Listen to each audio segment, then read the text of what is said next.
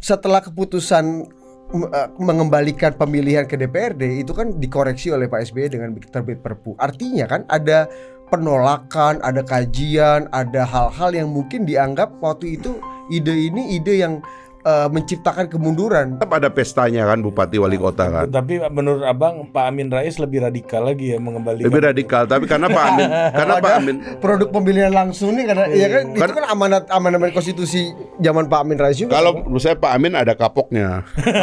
Nah, jangan dibergen, sebab itu nanti bisa munculkan apa yang seperti terjadi pada Pak Jokowi atau Pak SBY pada periode kedua.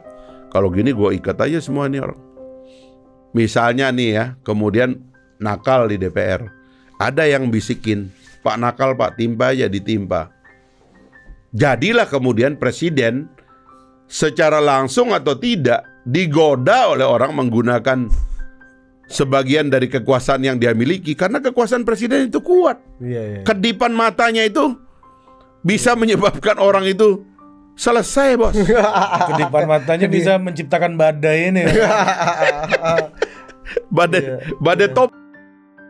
Tapi kembali ke ini Bang, ide Abang untuk Pilgub itu ditiadakan dan gubernur dipilih oleh presiden ya. Setelah keputusan mengembalikan pemilihan ke DPRD itu kan dikoreksi oleh Pak SBY dengan terbit Perpu. Artinya kan ada penolakan, ada kajian, ada hal-hal yang mungkin dianggap waktu itu ide ini ide yang menciptakan kemunduran buat demokrasi, terutama juga problem legitimasi rakyat Bang, karena wewenang gubernur ini kan juga ya kan. Ya, makanya presiden harus menjurubicarai satu fakta bahwa gubernur itu tidak lagi diizinkan untuk punya friksi atau sebab-sebab kompetisi dengan wali kota dan bupati. Ini dulu mesti kita clearkan gitu. Karena pada dasarnya itu pembagian tugas yang berbeda. Nggak bisa dong, apa bedanya? Ya kayak misalnya ini kan di KI misalnya aneh kan. DKI itu kan disebut gubernur, ya kan? Tapi wali kotanya nggak ada yang pilkada.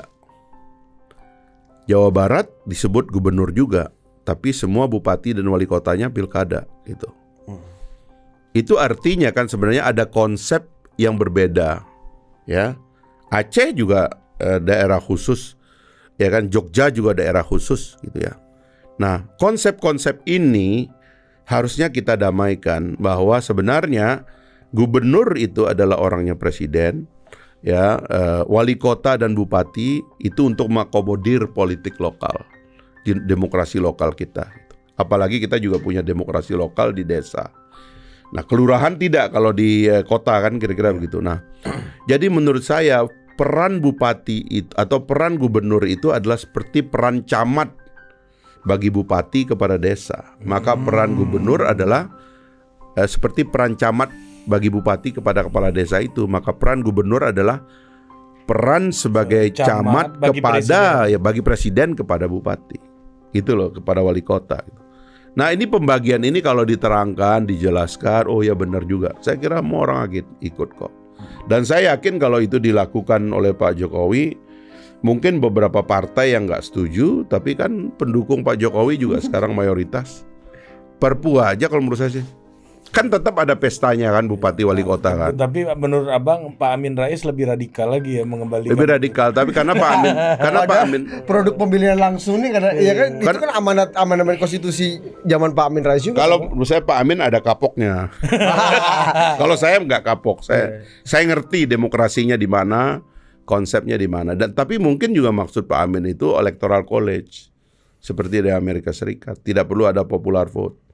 Gitu loh. Jadi ya tapi pertanyaan saya adalah di mana primary-nya kan, harus ada primary-nya. Harus ada seleksi dulu. Nah, menurut saya seleksi itu adalah di putaran pertama. Gitu loh. Itu menurut saya itu lebih asik, dan sebagai demokrasi baru kita lebih menarik itu. Dan itu lebih membuat peluang orang di luar Jawa, di luar Islam bisa jadi presiden. Gitu. Tapi kenapa ini problem fundamental ini tidak bisa terselesaikan sama Pak Jokowi selama hampir 10 tahun ini, Bang? Sebenarnya Pak Jokowi itu kan memang ada kesulitan ya. Ini yang perlu kita perbaharui dengan Pak Prabowo ya. Pak Jokowi itu kan tersandera secara politik, terutama di periode pertama kan. Karena ada mispersepsi di kedua belah pihak. Partai-partai pendukung Pak Jokowi itu terlalu kuat bargainnya kepada Pak Jokowi setelah Pak Jokowi terpilih, terutama dalam mengintervensi kebijakan. Dan sementara Pak Jokowi merasa seolah partai ini terlalu penting untuk dipertimbangkan. Kalau menurut saya itu nggak boleh terjadi lagi. Itu yang sering saya ulang-ulang mengatakan, dalam presidensialisme pada dasarnya eksekutif sudah terbentuk dan tidak bisa dibergen. Karena dia terlalu kuat untuk dibergen. Buat apa gitu loh, membergen presiden itu buat apa? Pada dasarnya dia nggak perlu orang lain karena kekuasaannya sudah terbentuk, utuh 100% terbentuk. Nah, maka partai politik juga harus sadar bahwa presiden jangan dibergen terus, gitu loh. Mau dibergen apa sih? Kan masalahnya sekarang kan karena partai politik kan masih mengendalikan wakil rakyat kan. Yeah. Padahal wakil rakyat harusnya dikendalikan oleh rakyat gitu. Tapi karena partai politik mau mengendalikan wakil rakyat, masih mengendalikan wakil rakyat, mereka menggunakan wakil rakyat untuk bergen kepada presiden sebagai kekuatan mereka. Dimulai dari persentase kursi dan sebagainya, yang sebenarnya itu nggak boleh, ini bukan parlementer, gitu loh. Nah sebaliknya presiden juga jangan terlalu menganggap partai-partai ini terlalu penting dan dewan terlalu penting. Bagi presiden, dewan itu kan sebenarnya alat untuk ngawasin menteri. Dan presiden tuh harus berterima kasih kalau dewannya galak kepada menterinya, bagus. Evaluatornya Sebagai evaluasi. Ini berdirinya harus di sini nih. Harus di sini. Presiden tuh jangan takut dengan DPR, jangan takut sama partai. Itu alat dia untuk ngawasi jalannya menteri-menteri ini. Karena span of control presiden terlalu banyak. Dia harus ngontrol 38 provinsi, 514 kabupaten kota, ya kan? 75.817 desa, ya kan? Hampir 10.000 kecamatan, ya kan? Terlalu besar. Belum lagi sektor-sektor, ya belum lagi politik luar negeri. Ya menteri ini biarin aja dijaga oleh diawasi oleh DPR, makin galak DPR-nya makin bagus. Presiden nggak tersentuh, Pak. Bagaimana cara menjatuhkan presiden dalam presidensialisme? Tidak bisa. Presiden hanya bisa dijatuhkan kalau dia melanggar pasal-pasal impeachment. Yang pasal itu ya terlalu terang dan sulit presiden melakukannya. Korupsi, berkhianat, ya kan, menerima suap, melakukan tindakan tercela. Ini mah, dan tahapnya juga mulai dari hak bertanya, nggak bisa dijawab, interpelasi, nggak bisa dijawab, angket. Ketemu di angket, disimpulkan telah terjadi pelanggaran korupsi, telah terjadi pengkhianatan, telah terjadi suap, telah terjadi tindakan tidak tercela. Baru kemudian naik ke hak menyatakan pendapat, bikin lagi pansus. Hak menyatakan pendapat setuju bahwa presiden karena telah melakukan tindakan bla bla bla pasal impeachment maka dia harus dijatuhkan. Ini jadi delik, tuntutan, masuk ke Mahkamah Konstitusi. Dalam Mahkamah Konstitusi sidang presiden bawa bukti-buktinya. Nggak benar itu yang mulia begini-begini. Bisa kalah di situ DPR-nya, selesai. Oke, katakanlah di Mahkamah Konstitusi terbukti, naik lagi ke MPR. MK mensurati presiden ketua MPR karena telah terjadi impeachment di sidang, maka diminta oleh MK agar Majelis Permusyawaratan Rakyat bermusyawarah apakah presiden ini akan diganti atau tidak. Panjang cerita, masuk DPD 140 orang. Di situ lain lagi politiknya. Jadi presiden tuh relatif sebenarnya nggak bisa disentuh, nggak perlu takut sama partai dan DPR. Sebenarnya begitu. Jadi gini loh, marilah kita atur cara kita berpolitik nih supaya tawar menawar kita itu sesuai currency gitu. Bagus. Tawar menawarnya sesuai currency. Iya, ini kan currency-nya jelas. Jadi ini terjadi overvalue yang berlebihan. Overvalue, tapi motifnya dua. Partai politik pusing membiayai partainya. Yang kedua, gaya hidup, lifestyle dari elit partai politik yang memang mohon maaf aja harus agak ditertibkan ini, ya kan? Maksudnya gini, partai politik tuh soal pembiayaan partai kita beresin lah. Perlu biaya berapa ya kasih agak tinggi lah sesuai dengan porsi. Iya, itu APBN. kacau tuh. Iyalah. Kita berapa triliun APBN sekarang Bang? 2003. Naikin lah agak tinggi daripada dicolong diam-diam, mendingan kasih jelas saja hidup itu jawab partai. dikasih semua ke parpol tapi Iya kan. darahnya kecil banget. Uang buat partai politik adalah uang untuk kaderisasi bangsa loh. Kita jangan anggap itu soal lain. Ini kaderisasi. Politik ini harus dikader. Kalau orang politik nggak dikader, yang menjadi politisi dan masuk arena politik ini dari sembarangan tempat. Karena biaya kaderisasi politik tidak pernah dilegalkan. Kasih APBN agak gede, bikin training, ya kan, wawasan, ya kan, hadir di Total Politik ini, kalian kasih pencerahan ini kan orang-orang tuh. Baru ini bisa cerdas ini partai politik dan kader-kader bangsa ini. Yang kedua ini soal sederhana aja, lifestyle dari elit partai politik. Kalau ini, ya kan dia bisa jadi pengusaha, silakan aja, nggak ada masalah. Tapi jangan gerogoti APBN, jangan korupsi, jangan nyuap, jangan pakai instrumen hukum untuk berbisnis, ya kan, merusak, ya kan, mengerahkan aparat penegak hukum untuk neror jaksa. Itu jangan begitu, gitu loh. Ini aja yang perlu kita tertibkan gitu loh. Rusaknya yang perlu dibenerin, rusaknya gitu kan. Ya rusaknya terutama yang kedua. Kalau yang pertama itu kan APBN aja, udah tegas saja. Partai perlu berapa, kasih sesuai presentasi perolehan suara aja. Sederhana kok. Jangan kemarin bikin gedung DPR aja kan ribut Bang, se-Indonesia Raya Bang. Yang dulu zaman itu. saya. Iya, Zaman abang ini kan. Apalagi partai mau dinaikin duit. Iya, kalau saya lihat sih ada ketakutan menjurubicarai soal-soal yang prioritas dalam bangsa kita. Kadang-kadang mob dari media dan sebagainya itu nggak ada yang bisa lawan gitu loh. Padahal kalau hadir penjurubicaraan yang baik, saya kira bisa itu. Dan itu ketakutan bagi para politisi yang masih mengejar Berlebihan elektoral sih ini, Bang, ketakutannya, berlebihan. Ini kita mesti tata baik-baik lah. Udahlah, kita ini bangsa baik, keturunan orang baik, bisa ini kita. Ya. Bang, tapi ada hal satu prinsipil yang gue mau tanya juga. Tadi Abang bilang Pak Presiden ini kayaknya di bawah partai-partai, harus mengakomodasi partai-partai karena negosiasi di situ. Tapi ada yang bilang juga sekarang kayaknya kebalik Bang. Partai-partai yang ada di bawah Pak Jokowi, kayaknya Pak Jokowi yang quote unquote jadi secara de facto ketua umum banyak partai. Ya. Ketua. Gimana Bang? Nah itu yang menurut saya Above the party kalau kata sahabat Anda Romo Hormuzi ini kan. Iya, itulah yang sebenarnya harus dinormalisasi. Kan ini memang Naturalisasi apa normalisasi?